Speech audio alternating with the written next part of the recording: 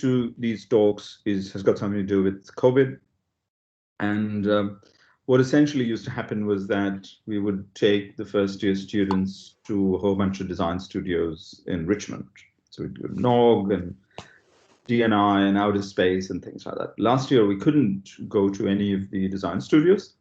So we said, oh, we can't go there. So let's try and get some speakers. So we had Pernilla Johansson, who's the Chief Design Officer of Electrolux. We had Monica Mulder. Everybody knows Monica Mulder, but you don't know that you know her. She's the person who designed the IKEA tulip watering can. I've got to rush out and go and get it to show it to you. But the other thing she designed were these dog belt hooks, which is basically a small hook, which is the butt end of a dog. You've seen those hooks in people's homes? Yeah, that's Monica Mulder. So we had them, and it was really interesting and really good. And this year I said, it looks like we're going to open, and eventually we did open. So now we're visiting the design studios. But by the time we'd already started having a conversation saying, should we actually do these talks? And I'd spoken to a couple of people. Okay, I'd spoken to Amy Kestenberg, who was one of our graduates from a long time ago, who has a luxury bags business in New York. And then I'm having a seniors moment. It'll come back, her name. So, and I spoke to the Chief Design Officer, Herman Miller, and they all said yes. And then I also spoke to the Students Association of Industrial Design. So there's this group of industrial design students who've got their own little club. And they're really nasty people, because they said, we don't want those people. We don't want Amy Kestenberg. She doesn't excite us. And we don't want Tisha Johnson, who used to be at Volvo, who's now the Chief Design Officer at Herman Miller. So I said, what do you mean? They said, no, they're too old or something like that. We want recent graduates who can tell us the story, and so we've ended up with Jess. Okay. So apparently you're some sort of a superstar saying, oh, you know, she's a success story. She does all these sort of service designs. She does social design. She does all sorts of things. The other thing they said was that we want to actually hear the story of people, how they've set up their career in Melbourne. And I think that's where now it looks like for the next 5 years, we might be having unfamous people doing interesting work who the students are really keen to know more about. So with those words, I'm going to give it over to you to tell us the story of your life and all the bad things you've done. Okay? That's quite the intro, Summitry. Thank you. And Benjamin, please record. I think it started recording. Okay. Yeah. The one shame about using Teams is that when you're an outsider coming in, I only get to see one person at a time. It's a view thing, but that's okay. Is that so? I think that's just the way it's set up when it's an external person coming in, but that's right. So my name's Jess Bird. I graduated in, now I can see everyone, except everyone's got their videos off, I think, but that's all right. I graduated from RMIT Industrial Design in 2010.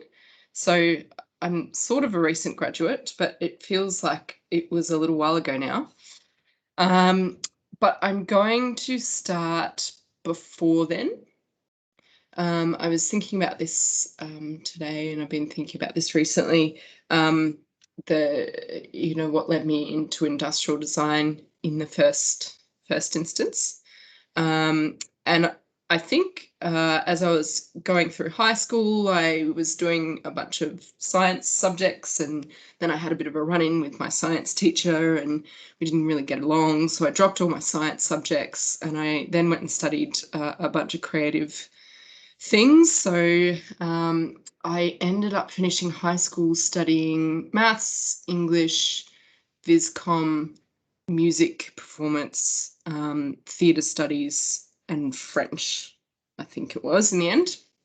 And I did, what a lot of people do around that kind of finish of high school, and went to a few of the open days for the unis and TAFEs and tried to work out what I wanted to do.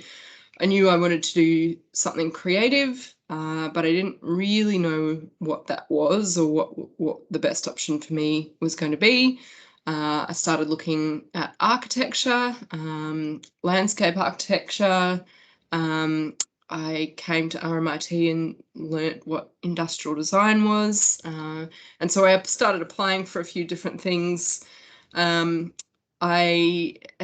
Salmetri interviewed me to get into RMIT, which was fun. I remember us having a wide range discussion, and you presenting me with this absurd plastic trophy thing that you asked me to tell you a story about, and then you pressed a button and it lit up and blared music. I'll always remember that. Oh, has he gone to get it? I'd love it. Ah, yes! It was that! Can you press the button? Does it light up and say things? You're on mute. Sorry. No, I've changed the battery. Ah, that's all right. Yeah.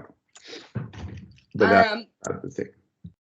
So I started, I started studying industrial design straight out of high school. And the course was a little bit different back then, but it covered similar ground. I think we were one of the last years that went through learning how to hand render with Copics, with markers. And yeah, had a lot of fun, met a whole lot of interesting people, made new friends, had a great time. And first year was where I started to think about where design was going to take me, or where I was going to take design. And there was a couple of really important classes that I took that changed my thinking or introduced me to new things. And it was around sustainability and on this learning the impact humans are having on the planet. That started me down started me along my career trajectory, I guess. And so as, I fairly quickly realized that whilst I really liked kind of designing furniture, A, I was probably not very good at it, and B, I was more interested in learning how I could use design to work with other people and do good. And I didn't quite have a grasp of what that meant just yet. Then designing more stuff that created more problems in my mind. That's where my thinking led me. It's not everyone's thinking, and we need good designers in all types of design. I would be remiss not to mention that the semester I spent at NID, the National Institute of Design in Ahmedabad in India. I had been filling out a bunch of paperwork at the time, and I think Salmetri, or perhaps Simon Curlis at the time, was advertising the fact that RMIT had these exchange programs, and that there was a couple on the go. And so I expressed interest. I filled in another form along with all the other paperwork I'd been doing at the time. And I think 2 months later, I was off to India with 4 other industrial design students in second and third year. We went and spent a semester at the design school in Ahmedabad. It was quite a different design education. The course structure was quite different. We met some amazing people, students and lecturers, and yeah, we were very fortunate ahead and did some great projects while we were there. One of those projects was working with an organisation called Manav Sadhana, and we worked with 4 young rickshaw wallahs, so the people that ride the cargo bikes, delivering food to nutrition centres and kindergartens in the slums around Ahmedabad. And we worked with them to redesign this rickshaw and design a microfinance scheme and service so that they could essentially, the drivers could rent to buy rather than being caught in an endless cycle of renting over the course of their careers. So yeah, learned a lot about manufacturing through that, actually, sourcing all our parts, working with the welders at the uni, working with translators, with the young guys that we were working with, who's, you know, through multiple layers of translation, and having a lot of laughs and communicating a lot through drawing. So never underestimate how important your drawing skills are, even if it's just about communicating ideas in different languages or people that don't speak the same language as you. And I spent a bit of time traveling. So I spent about 6 months there all up. Came back to Melbourne via visiting my sister, who was over at the seas at the time too. And went into 3rd year. And then 4th year, before the start of 4th year, I also went and did a short course, which was with students across RMIT, not just within design, in Vietnam. And we did a course with the students at RMIT in Vietnam, and did some really interesting projects. And that was another moment for me, learning about how to work with stakeholders. We were working with some big organisations that wanted particular outcomes from the projects that we were assigned to.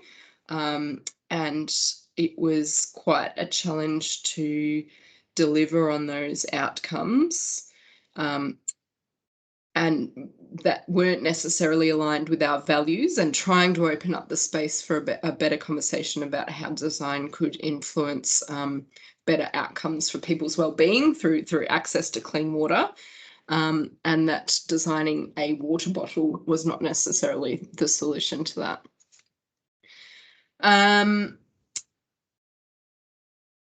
I graduated in 2010. If I'm going off track or it's not of interest, Summitri or Ben, please pull me back into line, but I'll just keep kind of talking until you tell me otherwise. Oh, good. Okay. I finished at RMIT in 2010. I wasn't sure. My 4th year project was quite interesting. I sat in a transport class, which was not particularly within my comfort zone, but I had 2 excellent lecturers, Summitri and Simon, who got me through that. And I dreamt up future cities and future transport options, and built a scale model of something reminiscent of a TARDIS, actually. But I think for me, 4th year and the project that I undertook was a lot more about my growth and development as a thinker and a designer, and learning about myself than necessarily that I wanted to design vehicles in the future. But it did set me up really, really nicely, and I made some connections through that year, doing a little bit of volunteering, and then some paid work with the Victoria Eco Innovation Lab. So they were a futures-focused design research think tank that looked at low carbon sustainable futures, and did a lot of work with councils, working with local communities on everything from food security to community resilience to extreme weather events and climate change, to new manufacturing or reimagining manufacturing districts in suburban Melbourne. So I was fortunate to get a job a couple of days a week there, not long after I finished uni, which I was pretty excited about. It was my first proper job out of uni. I was at the time probably juggling 4 or 5 different jobs I had on the go. But I was, pretty excited about this new kind of real job that I had, even if I found it difficult to explain exactly to my friends and family what I was doing and how it was related to the degree I'd studied. But the skills and thinking from the industrial design program set me up really, really, really well to explore options that weren't traditionally or weren't the kinds of jobs that some of my friends were going into, like going into furniture design or designing lamps or point of sale design. So I started at the Victorian Eco Innovation Lab doing project work, doing work with local councils. I, not long after that, also started doing a little bit of teaching. Might have been the following year in the industrial design program, doing some studio teaching, which was also pretty cool. You're looking at me, Salmichi, as if you've got a question or you want to point me in a particular direction. You're muted.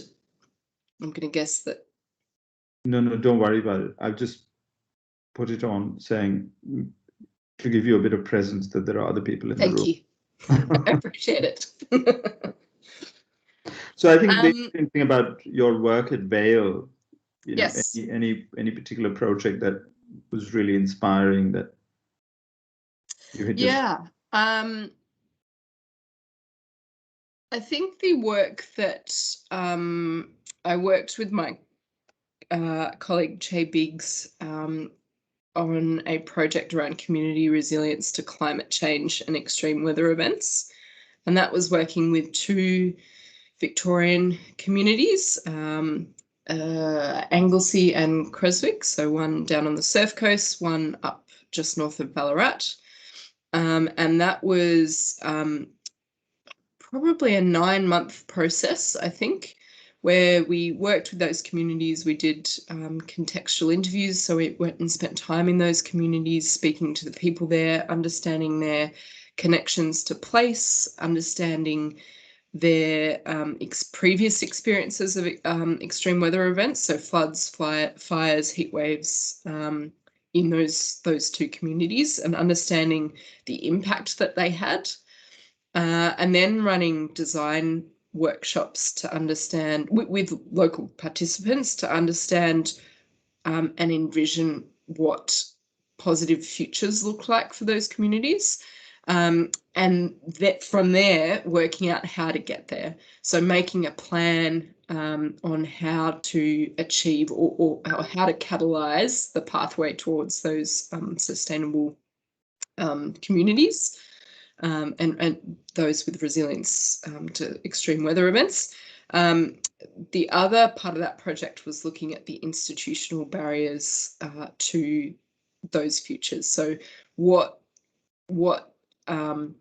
barriers existed in the form of things that happen through governance or the government put in place through whether it be schools or communities or legislation or even things like infrastructure that inhibit people from actually being more resilient in the face of climate change and extreme weather events.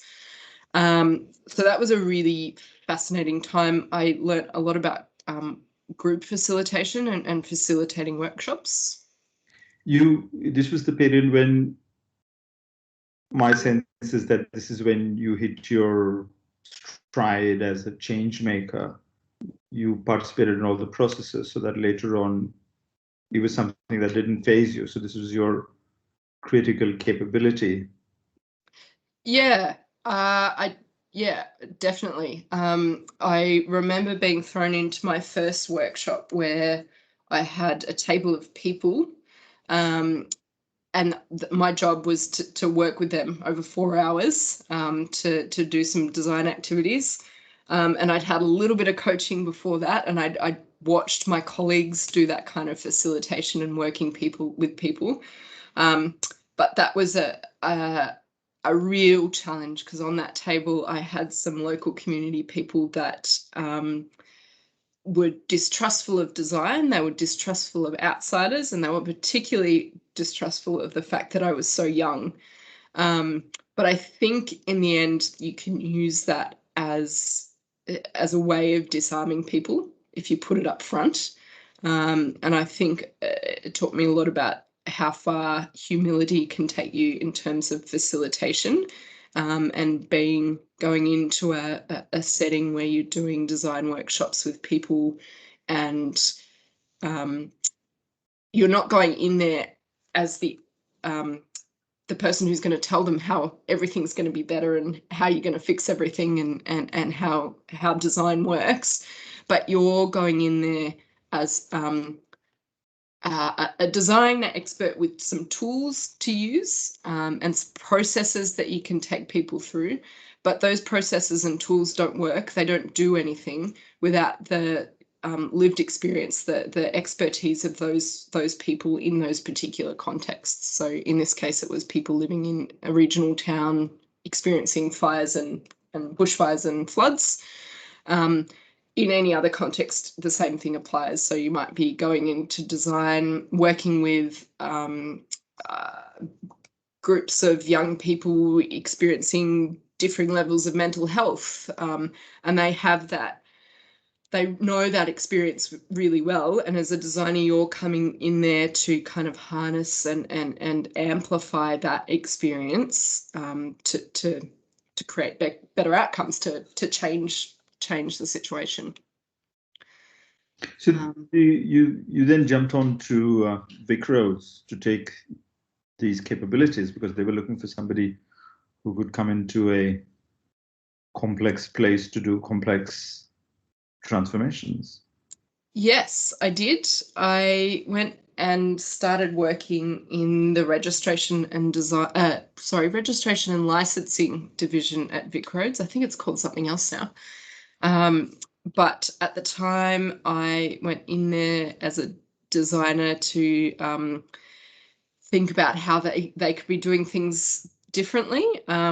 It was a really interesting context, because you had people that had been there 30 and 40 years in those roles, and a lot of attitudes around, if it's not broken, don't fix it.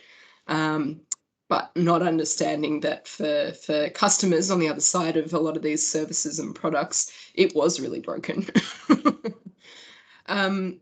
And that was a really interesting experience, working with different stakeholders across Vic Roads, working with young people, looking at digital tools to improve the learn to drive experience for learners and supervising drivers and driving instructors, learning how you feed design work into business cases, learning how to work with stakeholders across Victoria Police, the roads authorities, the road safety people. Sorry, I had a bit of a blanket. What that organisation? TAC. The TAC. Yes. And doing activities like system mapping, and even introducing them to things like stakeholder mapping and understanding relationships and flows of information, looking at the disability parking permit scheme, the medical review system, explaining or learning that some of the ways in which Vic Roads wrote to people in the medical review process. So the medical review process is when you have had some kind of accident or medical episode, and in some cases you're no longer eligible to drive, or at least temporarily you're no longer able to drive. And the process for either voluntary or involuntary reporting of that, and then the process to get your license back was quite quite onerous, and a really poor experience for most people. And there was not a lot of empathy and compassion coming through in those letters. So doing a little bit of work there. That was my introduction, I think, also to learning about the field of behavioural insights and behavioural sciences. And I'm certainly no expert in this, but as a designer, I think you pick up different skills and learn about different fields and methodologies along the way that you pull in little bits of to your own practice. And so, yeah, that behavioural insights is around the biases and heuristics people use in decision making, and the kind of the psychology around decision making and how we take on information. You were also the team lead at Vic-Rose, and Yeah, then 3 years, and then you jumped ship. Yes, I built. Thank you for moving me on. I built. I was fortunate to build a small team while we were there, so we grew to 3 while I was there, and so we were working across those different projects along with a couple of other RMIT graduates, and then I had an opportunity. Brought about through some excellent networking from someone I admire. And I took that opportunity to go and work at Victoria Legal Aid, which is the Legal Aid Commission in Victoria. So it's the organisation that can provide legal advice for Victorians and legal representation for people that cannot afford it. And so I went in there and started doing, I think one of the themes in the jobs I've had is that it's not always been an obvious place for design, but it's usually come with at least 1 or 2 individuals within the organisation coming to know and understand the value of design and how it can transform ways of working, services and products, and the importance of doing that for both the experience of your staff and your either customers or users or clients or whoever it might be.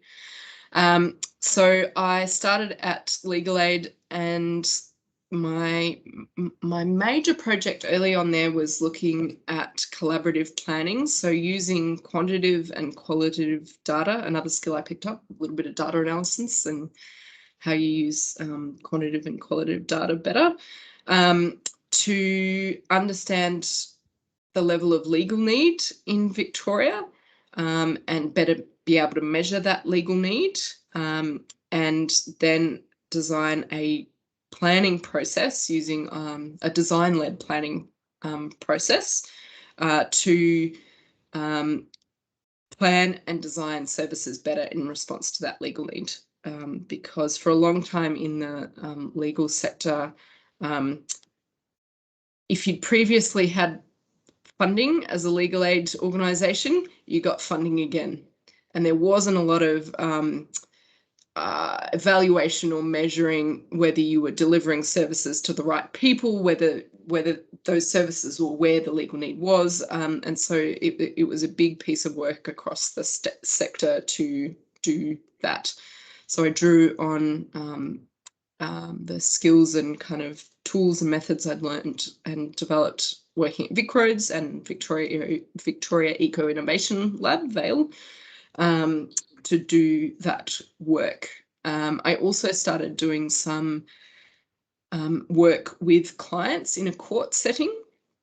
So contextual interviews again, observational research to understand what the experience was for clients on the day that they attend court. And from there, we developed a series of client stories, kind of like personas, but in this instance, we used individual client stories to express a range of experiences people have when they attend court. along with a series of journey maps for each of those clients, which is something the organisation had never really had before. They'd never really documented the experiences of clients engaging with their services at court, or the duty lawyer service, so that when you turn up on the day and you want some legal advice. And then I stepped into, probably about 18 months ago now, I stepped into a role that was leading a small team of designers and business analysts in the digital legal aid program. So that was a program to design digital tools to increase effectiveness and efficiency of the legal aid services and create better experiences for both clients and staff.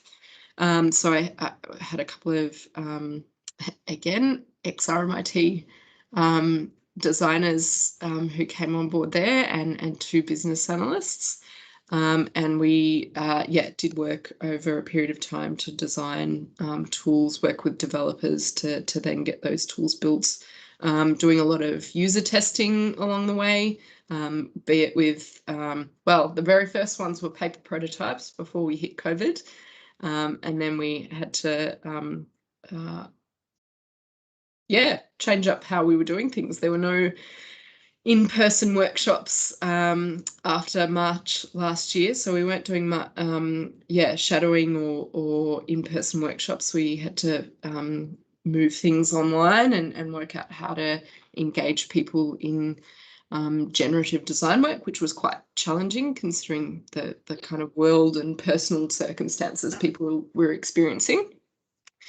And similarly do user testing in the same way, work out how to design prototypes, both lo-fi and then more high fidelity prototypes, and get people working on them. Yes, Dimitri.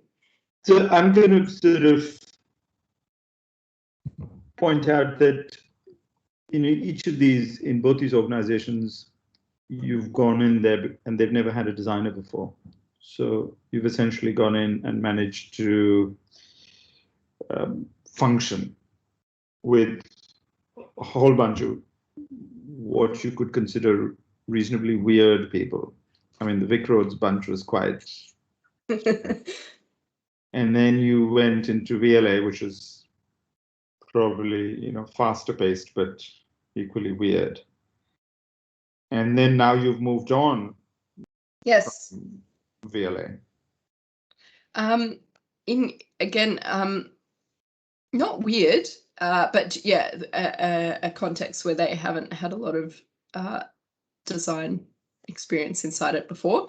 So I'm now the as of the end of February this year, I'm now the human-centered design lead at Oxfam. So Oxfam's an international non-government organisation that does work to alleviate poverty across the world. And I started there at the beginning of the year, at the same time as a behavioural insights lead, which is really cool. So we're building an incubator or an innovation hub within Oxfam to bring about positive change. Initially, our remit is particularly around designing new products and services for fundraising, for increasing income generation. And that will slowly shift over the next 12 months to be working more closely with the program teams, both here and in the Asia Pacific region, to do more design work there as well. So that's where I am currently. Again, stepping into an organisation that doesn't have a service design, human-centered design kind of experience, but knows the value. And I think probably each time I've stepped into these organisations, there's been a little bit more receptiveness to it and a little bit more awareness around what design can bring to an organisation. Oxfam obviously has not obviously perhaps, but they've got graphic design folks, but this is the first time they've had a human-centered designer in there, which is which is cool. Great people doing pretty great work.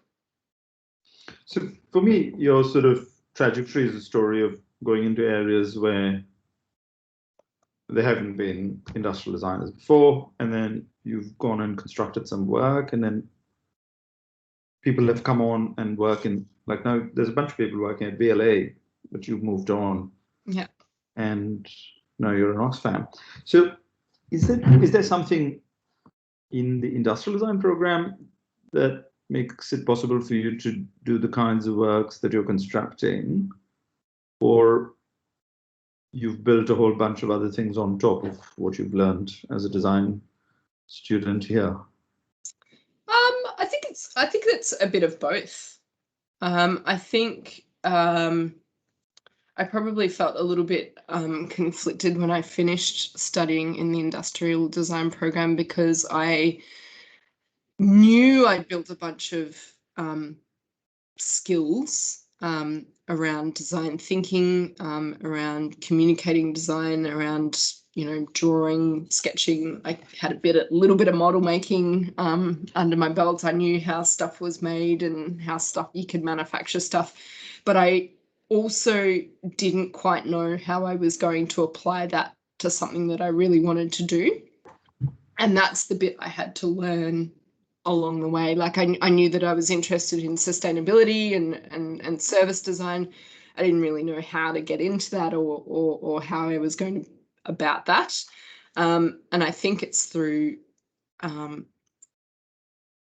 networking and getting to know people and just kind of pestering people that it can get you a long way, even though it can be an uncomfortable thing to do, going out and meeting people and talking to people and kind of trying to sell yourself. It can get you a long way. And I think, I went to Vale, and then I went into Vic Roads, and then my Vic Roads VLA Oxfam kind of journey for me was really getting to understand the kind of design work I wanted to be doing at Vic Roads, but wanting that service design, human-centered design, and the content of that to be more aligned to my values. And I think that's where I've kind of stepped into different spaces and organizations because of that. So I think that the intellectual challenges posed by some of my lecturers at RMIT really got me started on learning more about myself and the type of design I wanted to do. But then it was kind of on the job bits and pieces that I did that kind of took me from there. The thing you mentioned at the start, Salmetry, I didn't include in my little ramble at all, which was that straight out of uni, about 5 of us from my year started a design collective called the Scale of Things, and we were we wanted to do good design, and 2 of the things we did. One was we designed a mobile shop and pop-up stall before pop-up stalls were even a thing, and we roamed around the city during Design Week in 2011 with this mobile cart and a pop-up shop in City Square before it they dug a big hole underneath it, and sold local emerging designers wares on that mobile cart and pop-up shop, and so that was another little side road in my design career, which was awesome, learning how to and stressful, learning how to work with your friends as colleagues, and working to time pressures, and working with local government stakeholders who want to at the very last minute charge you a $20,000 fee for selling things on the street of Melbourne and negotiating your way out of that. And we also ran some workshops making reusable cloth menstrual pads, which was through Craft Victoria, was it, Salmetry? Yeah. Which was a lot of fun. Yeah, that was, and that was, we set up these workshops and advertised them and worked with Salmitri and ran these workshops and made reusable cloth menstrual pads. Another interesting side project along the way. So I want to wrap up the session, but I'm going to say something which I don't think you've really spoken about, but it's always been a thing that I actually got to, pin Jess down because she does all this humble stuff. So you are on a quest, in my sort of head, in my construction, you're on a quest. Let's say that if you're dissatisfied with one place, it's because you're not getting the kind of meaning you want. So sustainability or, stakeholder engaged work, or VLA was much more about the sort of, the poor, the ones who can't get legal representation. And now you've gone into poverty. So you are, in a sense, looking for something, or you are looking for meaning through working with your design capability. What are you looking for? What am I looking for? As in, what meaning am I looking for? That's a big question. Yes. I think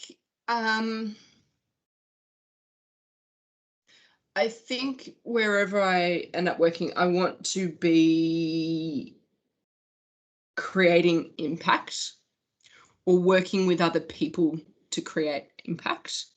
And I think if it kind of if my role and my effectiveness stagnates, or I'm not able to have that impact and kind of see positive change occurring, then I need to make a change. And I'll always try and make that change there and try and work out how we can do that better. But if that's not the case, then I think I'm looking for somewhere else. So I think it's the having a positive impact in some way,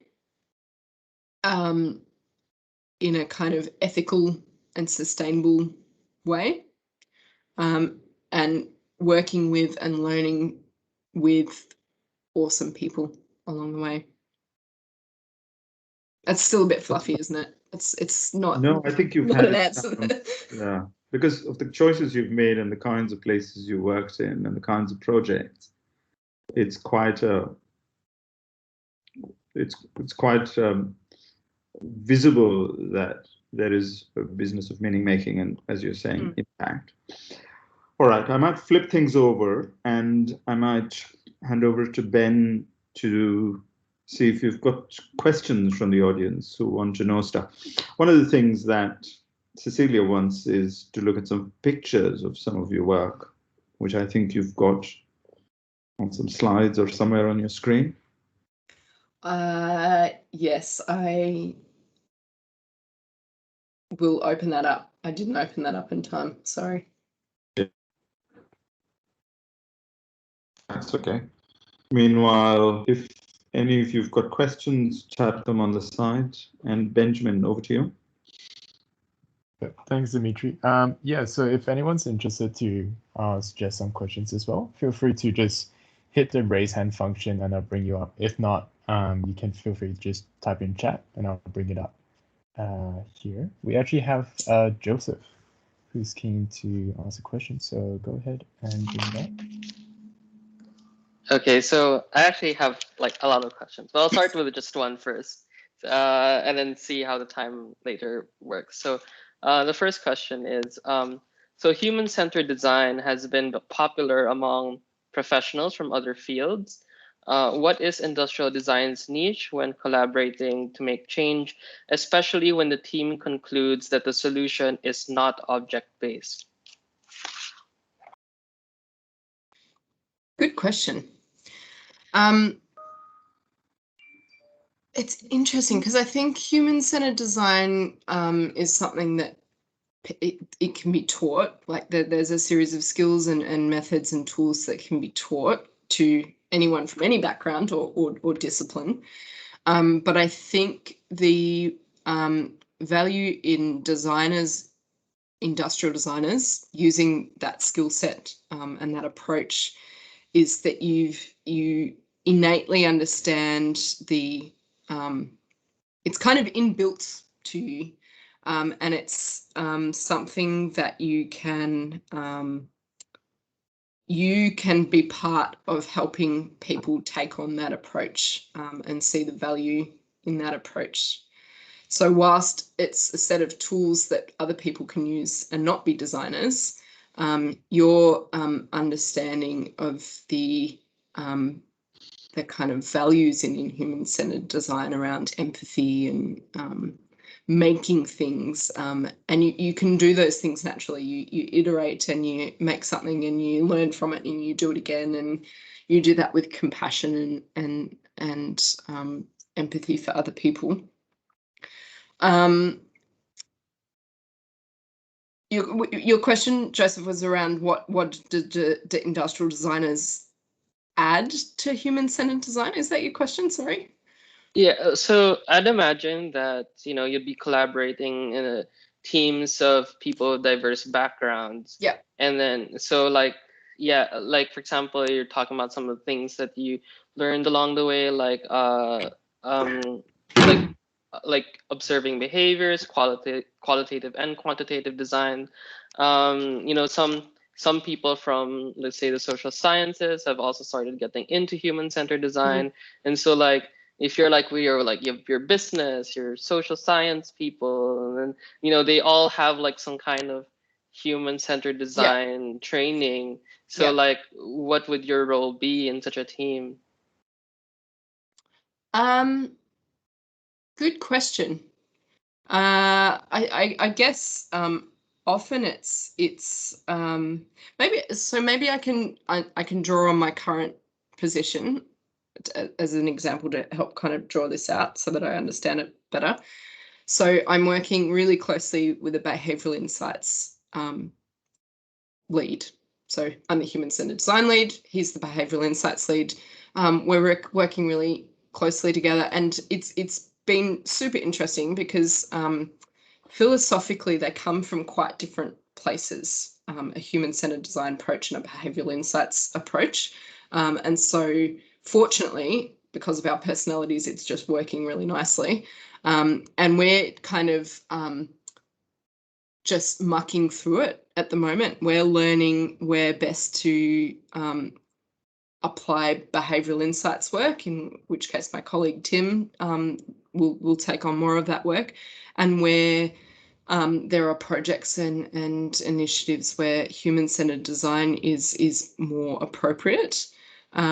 Like I understand the basics of behavioural insights as Tim understands the basics, and could probably run a human-centered design workshop if it came to it. But the differences in our skill sets is where it's really great, because we've got extra skill sets. So I guess as a designer, you bring extra things that you've learned along the way. As you're working with a psychologist that maybe has some human-centered design, they've done a short course, but they've got all this other stuff that they bring. So I think it's just about the collaboration and bringing your strengths from your discipline to it. I'm not sure if I've answered your question satisfactorily, so I apologize.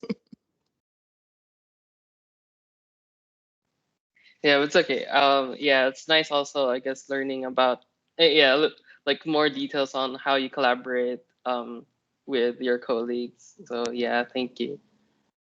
It's messy, and you learn through doing it and messing up and doing it again better next time.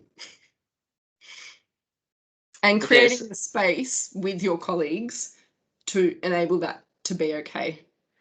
Because there's certainly organisations and teams that you'll have jobs in some days where it is difficult to have the safety around failing and getting up and learning from it and doing it again. Yeah, I'll just so I have like more questions, but then Cecilia has a question in the chat. I am not sure I don't think I can see the chat, sorry. So would someone mind reading I can read it out. So do you want to read it out, or I can just bring it up? All right. So Cecilia just asked, you've worked a lot of in different organizations. So did you receive any training when you entered new roles, or was there a learning curve that you had to personally adapt to? Yeah. A lot. Good question, Cecilia. A lot of when I stepped into Vic Roads and when I stepped into VLA, and to a lesser extent, Vale, because they'd had a bit of design, they'd had designers working there previously. I was kind of creating this position. So in the case of Vic Roads, I was going in there with the title of designer.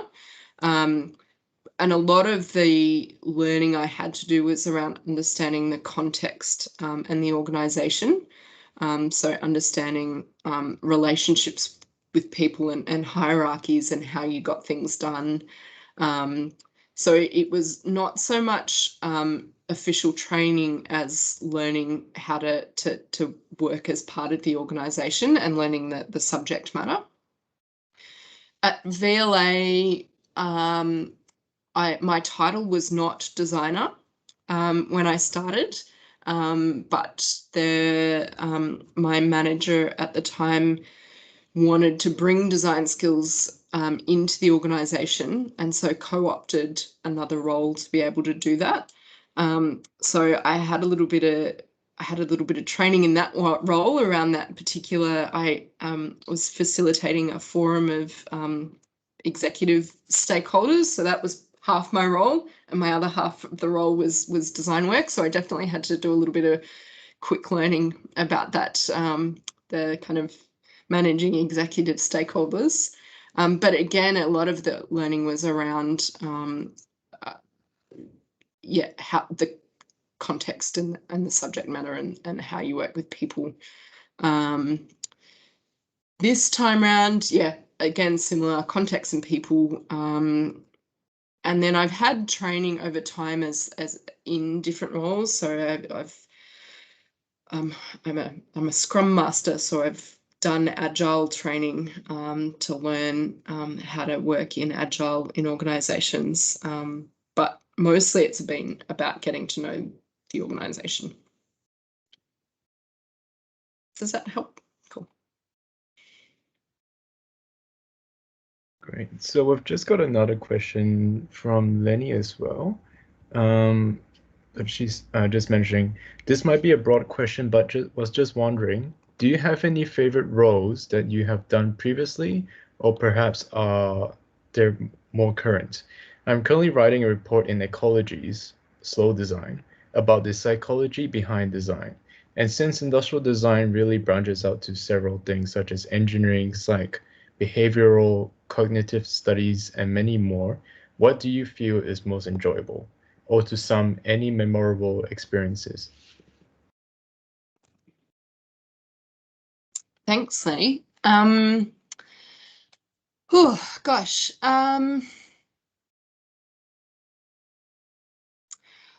For me, it's often I guess, as a designer, the skills that I continue to love developing and kind of building on are often around facilitation. So how you work with others, and so facilitation in terms of workshops and running design workshops. But also using those facilitation skills just in general collaboration in getting work done, I guess, as a designer and working with others. I think I've learnt over time, and I think I hinted at it when I mentioned before, that the last couple of roles that I've had, I've wanted something that aligned more with my values. So whilst that's probably not a discipline related thing, that's something that's important to me, like sustainability and creating positive change is something that I look for in a role.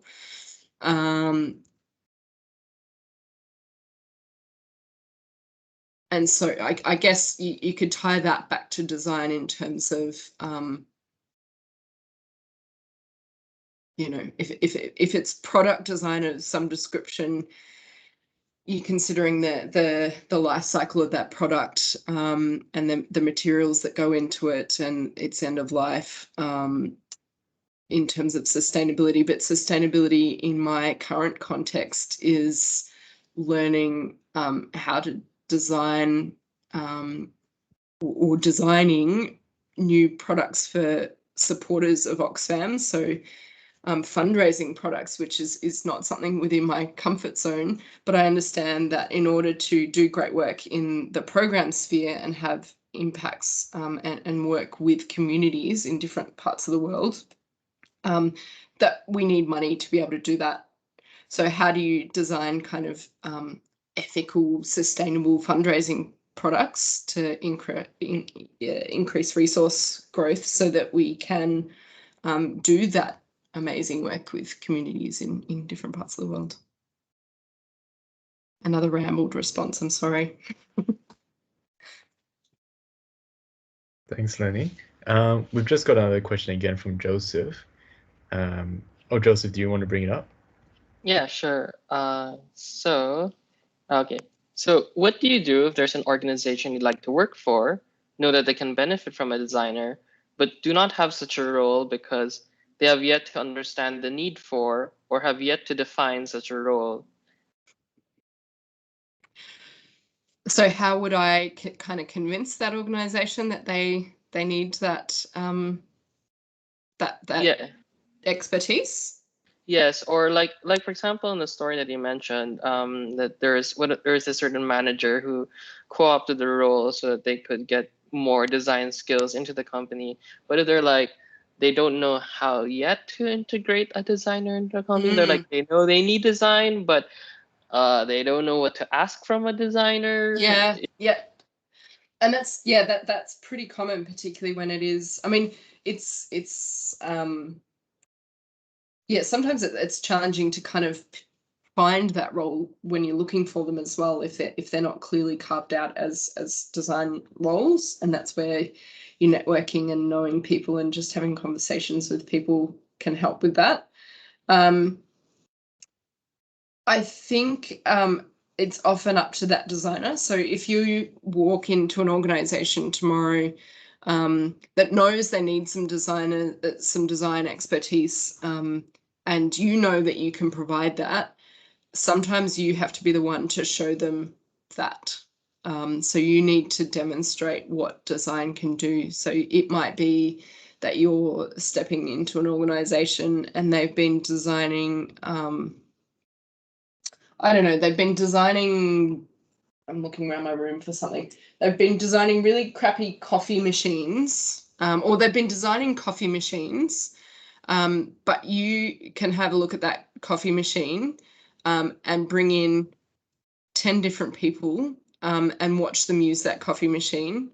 And you can present back to your manager or your people that know that they need design and say, hey, I've had 10 people use this coffee machine and each of them have done this particular thing, which just doesn't make any sense.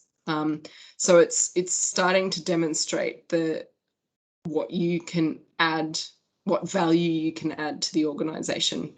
And you might do that in different, in different ways. It could be in a product design organization, or it could be in service design or sustainability.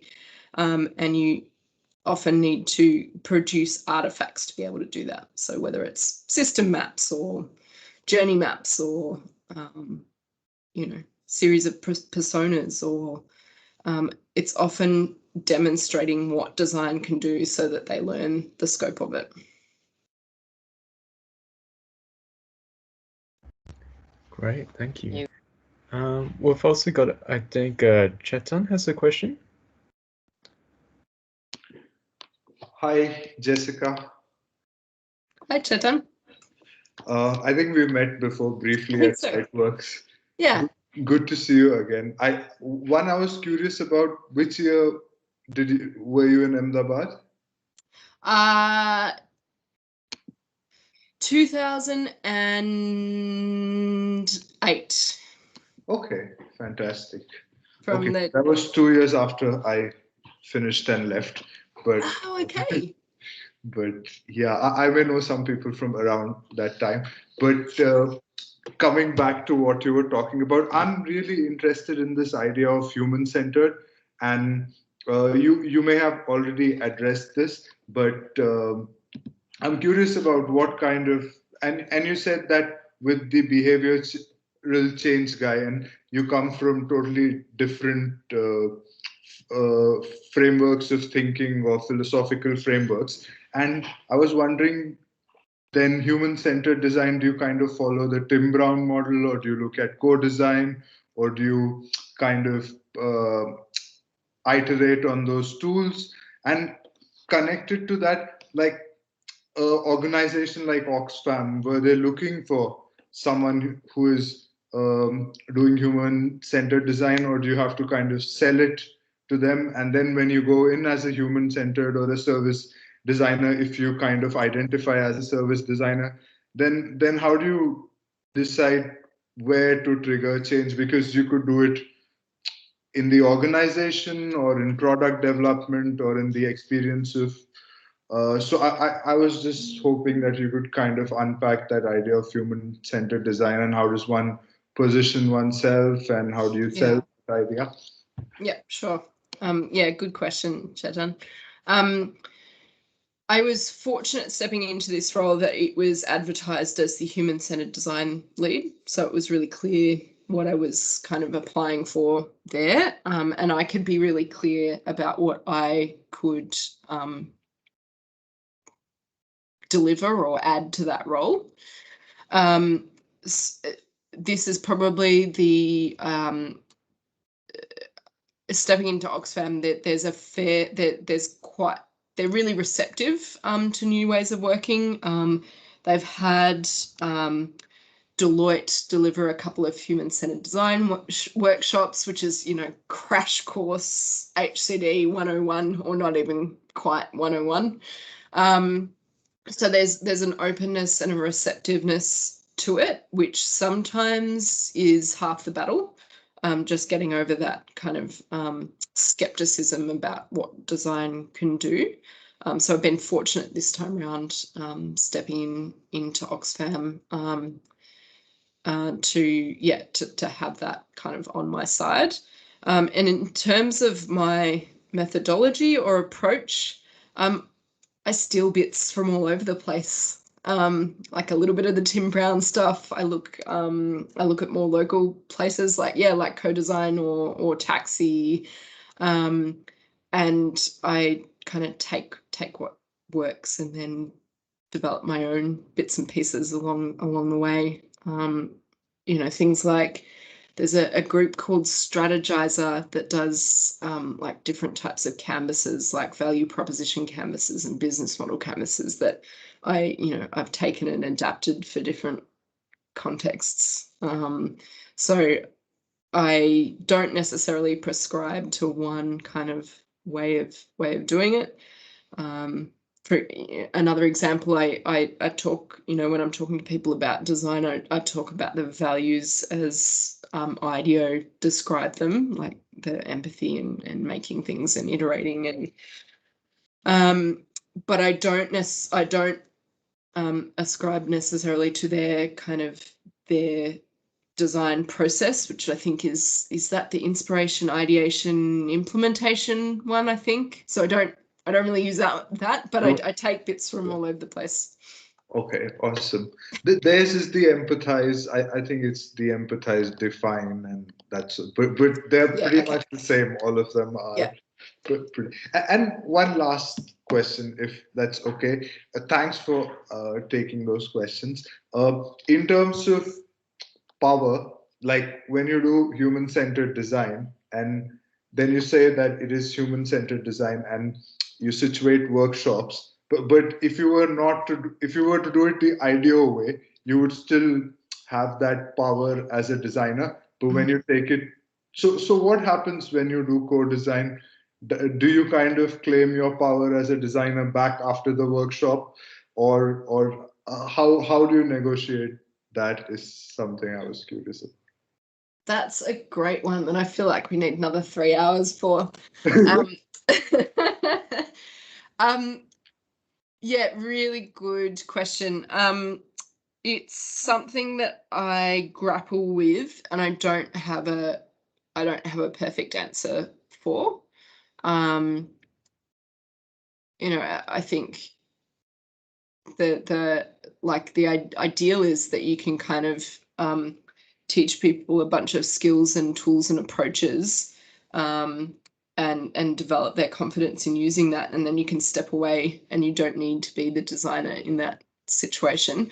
But that's rarely the case, and I've rarely had the opportunity to be able to do that, and that takes time and good relationships and trust to be built to be able to do that. The kind of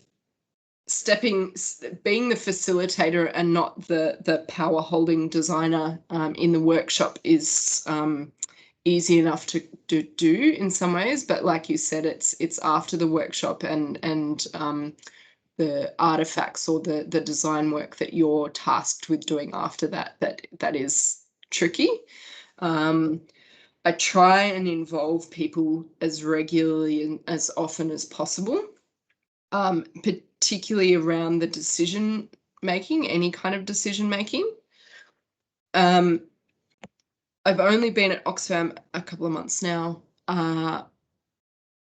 but it's going to be really interesting to develop a design practice in that context, because there's a lot of conversations about power dynamics, particularly in NGO work, and Oxfam has feminist leadership principles and values that it's trying to kind of embed and live. And so I think I'm really excited about the opportunity that those kind of drivers have to influence how I practice as a designer and try to devolve power wherever I can. Fantastic. And in terms of ethics, do you have to address that at all? Yeah, definitely. Haven't encountered it yet at Oxfam, but certainly working in the legal sector, ethics and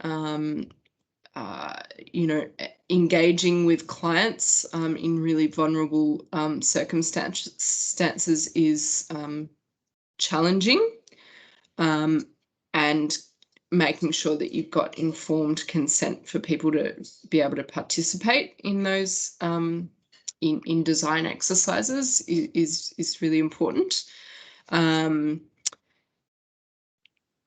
Yeah, no clear answers on that one either, but developing not just the consent processes, but also the support processes around that, and how you deal with someone who comes to you 3 years after they participated in a design workshop and says, oh, actually, I don't want you to use any of my content anymore. Or being in a workshop that's particularly challenging for someone and having those supports available to work with them around feeling, any triggers that might come up in that situation. But is this self-regulated, or do you have to apply for? Oh, yeah. So Legal Aid had some processes around that, some standardized processes.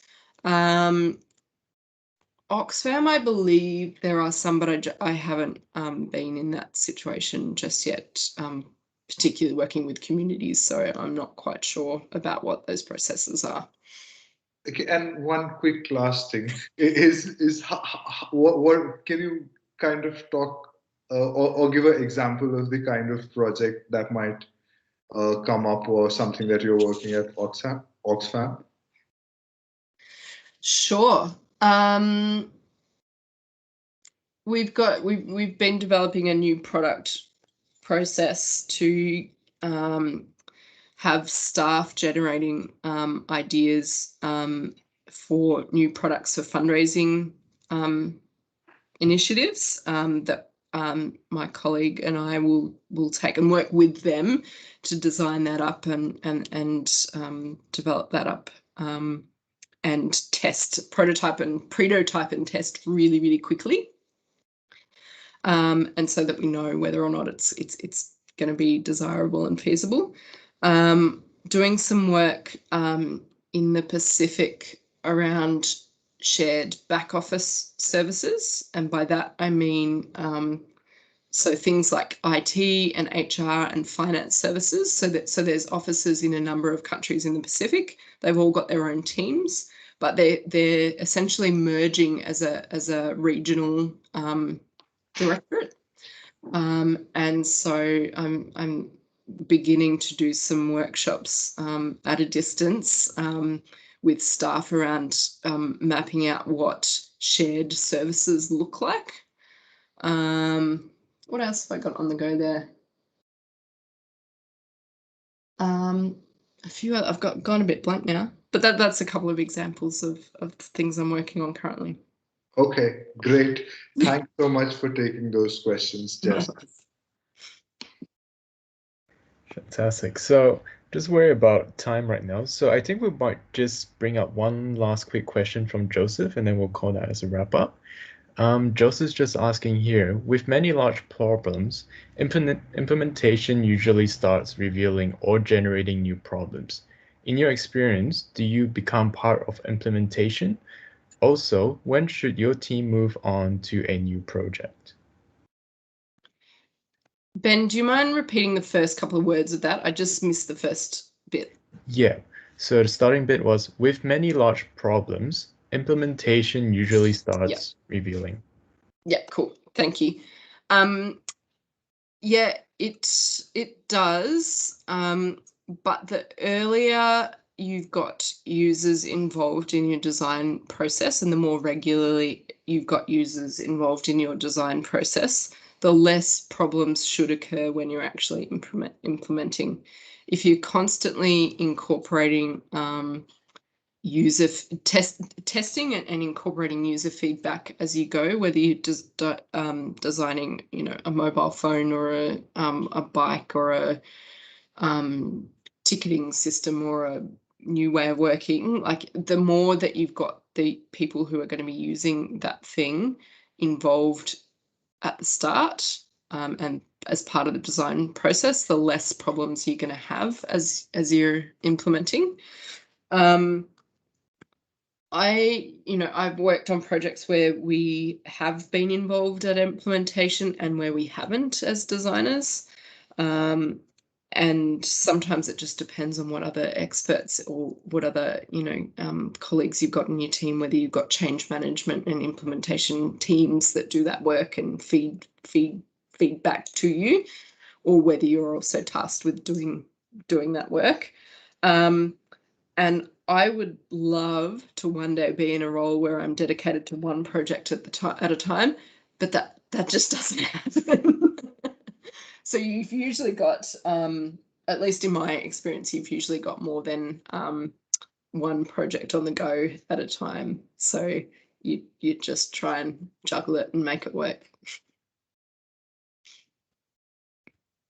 Thank you. So I think we'll call that as a wrap up for today. Thanks so much again, Jessica, for coming in to talk with us, especially on behalf of all the students in industrial design. I'm sure Symmetry is also glad to have you here. There's also some really lovely comments on the chat. Unfortunately, you can't see them, but everyone's just really receptive of the comments you've made and some of the tips and advice that you've given. And yeah, also thanks to Symmetry for running this program with us. He's also rocking those fantastic suspenders as always. So I think everyone can give a like for that. And I also just want to make an announcement also on the follow-up with our next couple sessions that we'll have of this series. So we are going to be having this 5 days, 5 speakers. So tomorrow we've got Tees on from 8 p.m. And all our other speakers are also the same time with the exception of, I believe, Wednesday. Let me just check that. No, it's Thursday. We'll be starting from 11 a.m. All these talks will be happening on this Teams channel, so you're all here already, but we'll also be sending out those information through emails, and you can find it accessible from all the platforms we shared. But yeah, otherwise, thanks again so much, Jess, and also thanks to everyone who's come in today. I think Simitri would like to share some words as well. Thanks, Jess. I think the particular format that we've chosen to run with this year is not about showing work, but we've called it Journey Talks. So it's much more about what you've been doing. And then I think Joseph's really dug into it and said, yes, I know completely what you're saying. Let's tell us about implementation. So I think that's really fantastic. So for me, it's also a bit of a test piece, saying if we don't show projects and slideshows and we just talk about and have a conversation, is that what we wanted? And that's the big question to the student audience, that, you know, listening and knowing about your journey and looking at the kinds of words you're using. So it's incredibly useful, but which obviously means that we've got to have another talk now, a presentation, as it were. Maybe we'll do it face to face and stuff like that. Thank you very much. Very interesting. Thank you very much. Thank you all for having me. I'm sorry I didn't get around to sharing any images. And enjoy the rest of your talks this week. Sounds like it's going to be a great lineup. And thanks for the great questions. It's been great. Nice to see some familiar faces. Thank you. Bye. All right. Bye, everyone. Thank you.